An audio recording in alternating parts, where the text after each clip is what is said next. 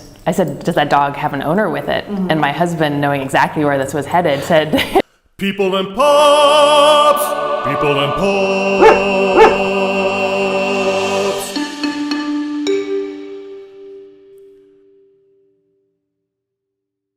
Hi, I'm Claire. Welcome to People and Pups. Today we have my friend Heather and her dog Graham.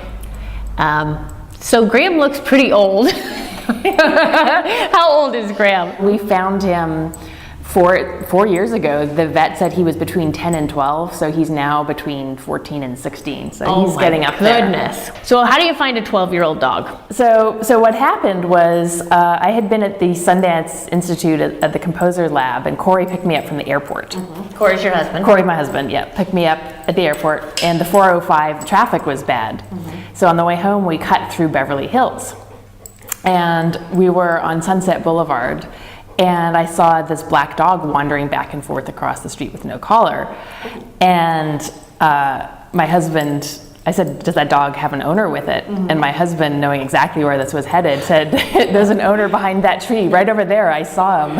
And of course, there was no owner behind the tree.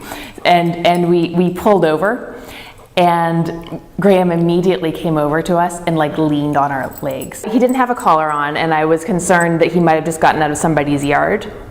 So I started ringing doorbells, but we're in Beverly Hills, and of course nobody actually answers their door in Beverly Hills. I talked to a couple people that were walking dogs on the street. Nobody recognized him. Finally, one woman was coming out of her driveway, and so I flagged her down, and she rolled down her window, and she called her maid on her cell phone, and her maid came out, and the maid said that she'd seen him wandering the same area for 2 days. Oh my gosh. And so at that point I was to Corey, we definitely have to take him home because it's getting dark. He could get hit by a car. This is dangerous, especially because he's a dark colored dog. Yes. Not that I would have left any colored dog out there. Right. But so we took him home. And it was funny because I didn't know Graham.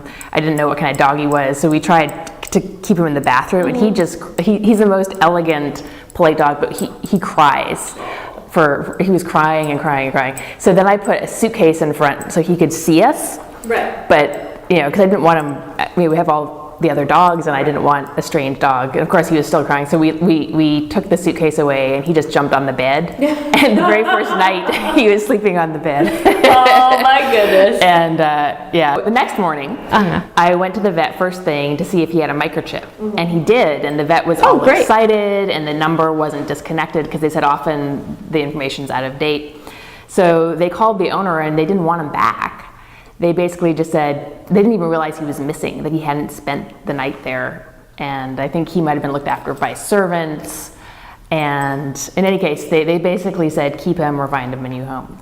And so I called Corey and from the car at the vet, and I said, good news and bad news. Good news is we know his name is Graham, because that was the name on his chip. And I said, bad news, the owners don't want him back. And Corey said, they can't do that. They have to take him back. So, it makes me so mad. I know. Anyway.